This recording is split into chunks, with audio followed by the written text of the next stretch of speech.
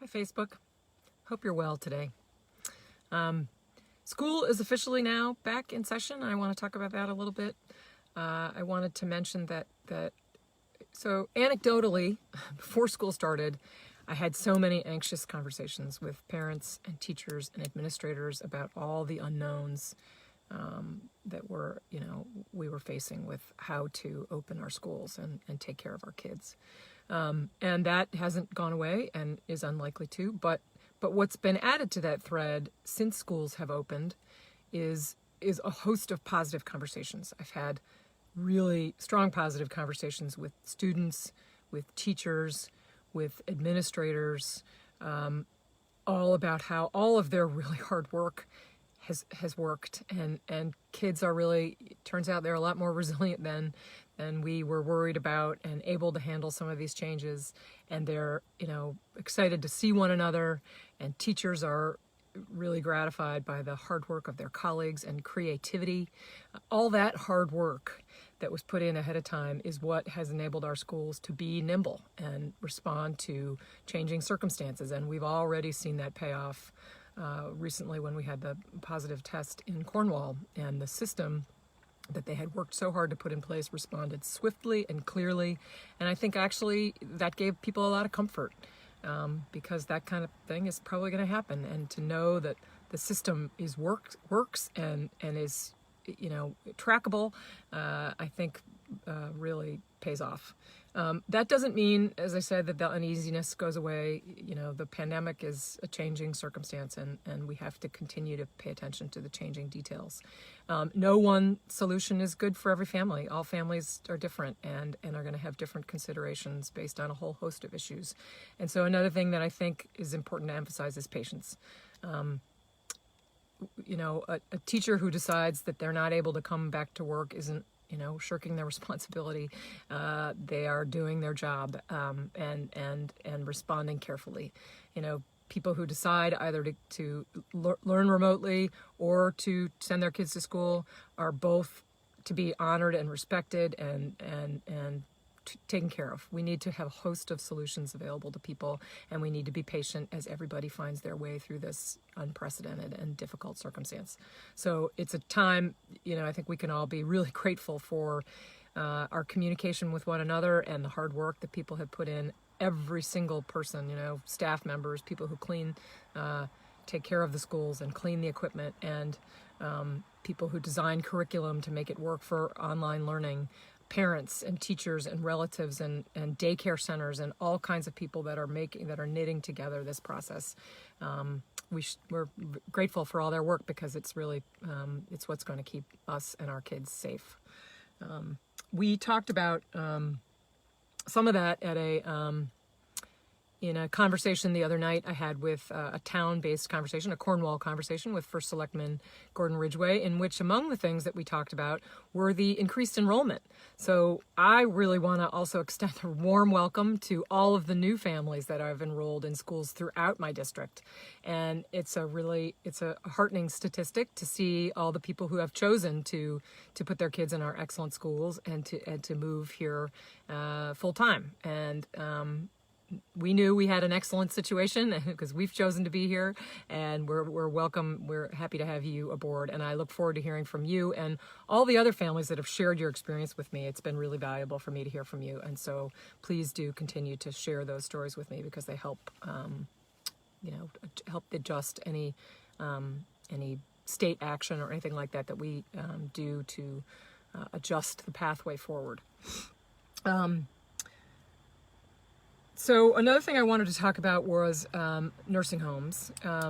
There was, as the governor hired a consulting firm, Mathematica, to do a report on them, and that interim report is done, and they reported to us in the Appropriations Committee and other committees earlier.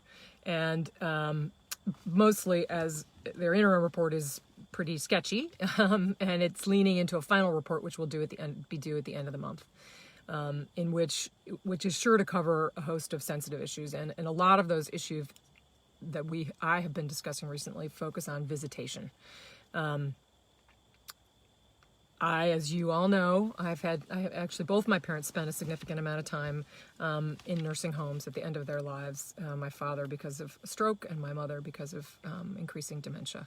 So I know those environments well. I'm deeply grateful for the great care that both of my parents received at these homes, and it's a situation, and those are places that are very important to me and places that we very much need. So, in terms of visitation, we know we understand why visitation has been pretty much cut off, or at least vastly curtailed as of March, because we wanted to stop the spread of infection. But we also now have increasing statistics about how those visits are impacting our loved ones who are in long-term care facilities in terms of their social and emotional health.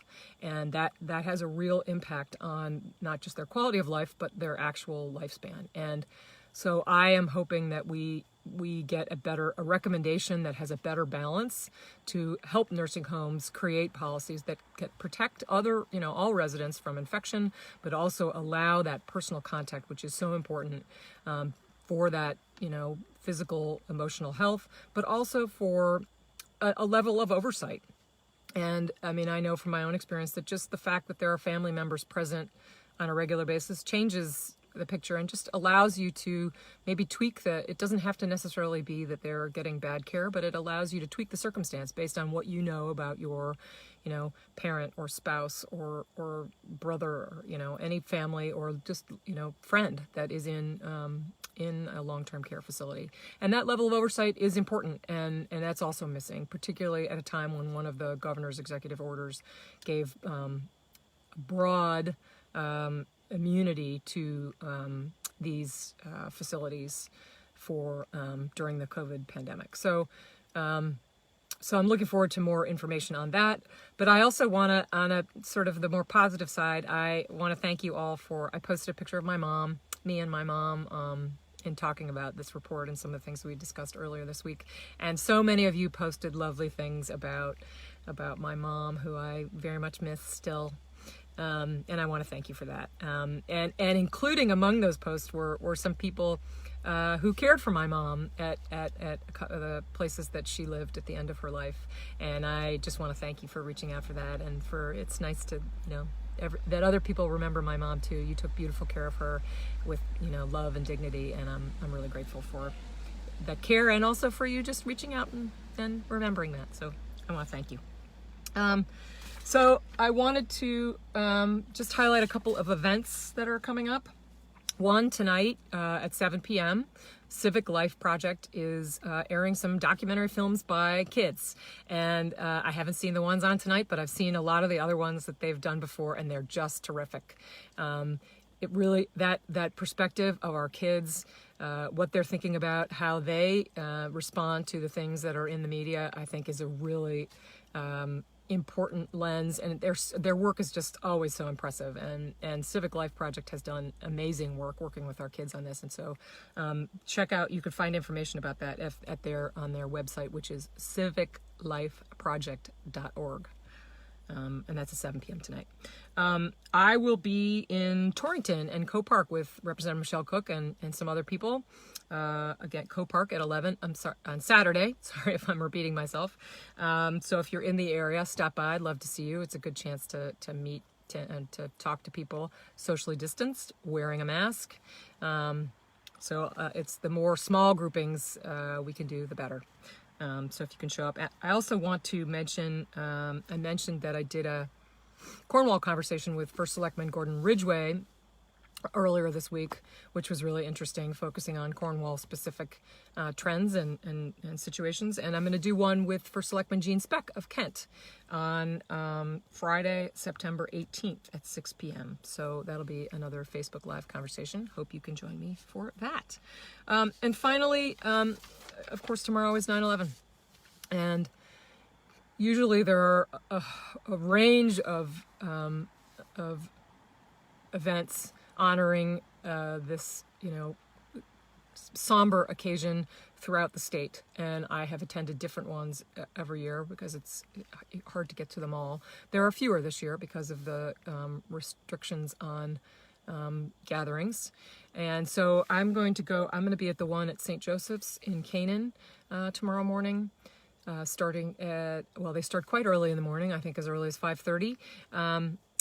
But at 8:30 or 8:46, when the first plane struck, they will have a rifle squad honor, noting that moment, and then the second plane as well as the Pentagon. So I know we all have, searing memories of what that moment was like for us, and how we reacted in our communities and our families and our country. That terrorist attack changed so many things for us. So hope to see some of you at that. They will be reading at St. Joseph's, as they always do, the names of those who were taken from us in that act of terrorism. So I will possibly see some of you there. And I wish you a good weekend, and we'll talk to you next week.